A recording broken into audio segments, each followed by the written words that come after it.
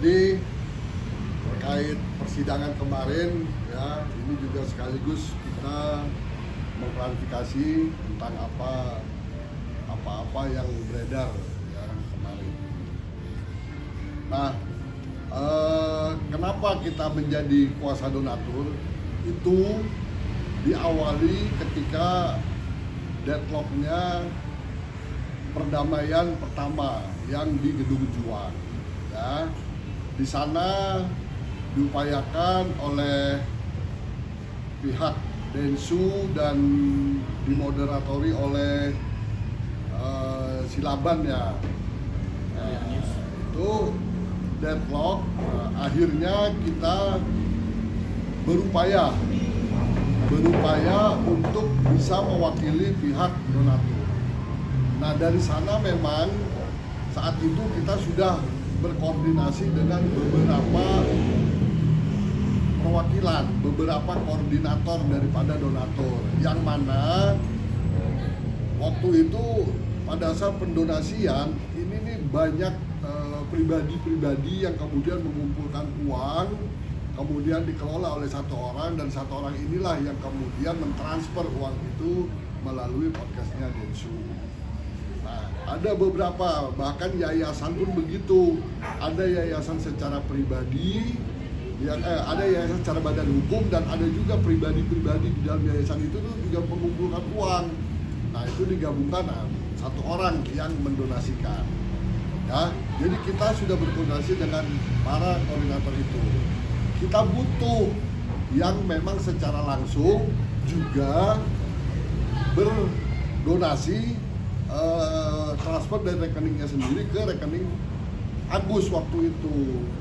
Nah, dari situlah kita akhirnya memperoleh data, ya, data tentang mutasi siapa saja yang mentransfer uang itu ke rekening Agus pada saat podcast Densu. Ya, ada di sini data awal, nanti kita buka ya satu-satu. Jadi saya kronologis dulu. Nah, jadi setelah kita pegang kuasa dari para koordinator, kita mempunyai ide mengadakan polling. Nah, dilakukanlah polling itu. Sampai saat ini polling itu masih ada datanya, dan polling itu resmi. Kita izin melalui Dekominfo, tercatat, legal. Ya, secara legalitas bahwa polling itu adalah milik kita dan itu resmi. Nah, dari polling itu dilakukanlah ada pilihan, apakah dana ini untuk Agus, apakah dana ini dikembalikan kepada korban lain yang membutuhkan, atau dana ini dikembalikan kepada donatur. Ya. Nah, dari sekian banyak polling itu ada kurang lebih sampai hari ini nih itu udah 8 ribuan yang melakukan polling. Nah, dari polling itu kita verifikasi siapa, karena di situ juga ada yang memberikan kuasa secara elektronik. Nah, mereka tanda tangan, mereka melampirkan foto KTP, mereka melampirkan bukti transfer, gitu loh. Oke, nah ini contohnya, ya. Ini kuasa elektroniknya, ya.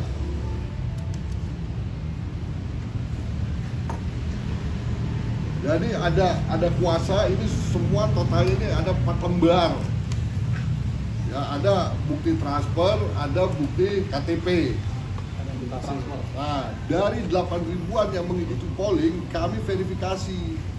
Karena bukan sedikit yang mereka mentransfer itu, yang diupload itu salah, bukan transfer yang rekening. Ada yang benar mendonasikan tapi tidak pada saat podcast. Yang kita mau adalah pada saat podcast. Nah, dari situlah terverifikasi ada 577 donatur yang pada akhirnya betul melakukan polling itu, ya kan? Nah, ini semua. Ya. Nah, seberapa banyak gugatan ini kalau semua ini saya harus masukkan ke dalam pengadilan, ya. Jadi jangan mengada-ada. Kita ini mempermudah hal-hal yang sulit, ya kan? Cukup saya ambil 2 orang mewakili semuanya, mewakili 577. Kalau mau berdebat tentang itu, ayo buat satu kajian, ayo kita hadirkan para ahli. Apakah kita sah atau tidak sebagai kuasa donatur.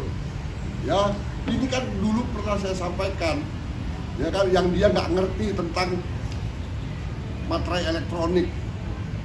Dulu pernah saya sampaikan juga, ini semua, lah ini kita jadikan ini sebagai naseglen, ini nanti saya akan tunjukkan ini nanti dalam agenda pembuktian di persidangan nanti. Ini memang benar-benar nggak tahu saya nih sekolahnya di mana nih. Ya, dia ngotot kemarin itu minta kuasanya. Lah kalau dia datang pada saat sidang pertama, ini kita bawa semuanya. Itu loh, kita resmi. Mau ngapain saya juga mewakili donatur kalau nggak ada? Saya nggak punya kepentingan pribadi, ya. Saya nggak ada urusan sama aku, sama yang lain saya nggak ada urusan. Jadi saya ini karena kita ini benar-benar orang yang mengerti hukum, kita menjalankan apa yang menjadi kewajiban kita sebagai penggugat. Ya, jadi tolong dibayangkan, ini berapa banyak. Kemudian dia minta kita sebagai kuasa donatur memperoleh surat pencabutan, kuasa khusus pencabutan. Di mana lagi sekolahnya?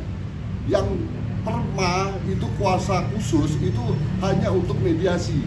Apabila pendisipil tidak bisa hadir untuk mengikuti mediasi, baru kita harus memperoleh surat kuasa khusus untuk mewakili sebagai mediasi. Lah kalau mau cabut aja, orang belum ada. Jawab menjawab kok. Nah ini saya bingung nih, ini maunya apa lagi? Ya jadi dua hal itu yang dia minta. Dia minta surat kuasa, dia minta legalitas kita sebagai kuasa. Gak usah diajarin. Kalian aja nih ya, itu yang baru pada kelar magang aja ngerti masalah itu. Jangan berdebat masalah itu, kita salah sendiri kenapa nggak hadir dalam persidangan pertama. Dan kalau mau lihat itu ya nanti lah, tunggu pembuktian. Nah kalau pembuktian lah itulah strategi. Pembuktiannya udah dicabut, udah nggak ada lagi upaya-upaya hukum lain, udah nggak ada lagi agenda-agenda lain. Nah ya itulah strategi. Makanya pakai otak kalau ngurusin perkara, ya. Ketika kita dulu awal, siapa sih yang anggap kuasa donatur? Dibilanglah kita pengacara nasi bungkus, dibilanglah kita pengacara abal-abal. Sekarang lo mohon untuk nggak dicabut, maksudnya apa? Nah, saya mau mencabut dari urusan itu hak kita. Mau bukti ya bukti, ayo datang sini lihat sini kuasanya, mau tahu hasil server pollingnya mau lihat, ayo sini datang.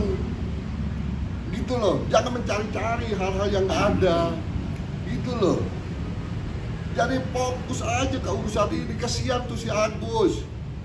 Dibawa ke sono, dibawa ke sini, cuma buat naikin rating, cuma buat naikin viewer. Nggak begitu. Ya jadi jangan dicampur adukan hal-hal yang sifatnya dunia maya dengan hal-hal yang sifatnya dunia nyata. Apalagi mengobok-obok hukum acara dengan hal-hal yang sifatnya dunia maya, nggak usah. Jangan begitu, hargai, kita sama-sama pengacara kok. Kita tahu, ya. Itu dari abang kan? Ya. Terima kasih ya teman-teman media. Jadi terkait persoalan masalah surat kuasa, ya.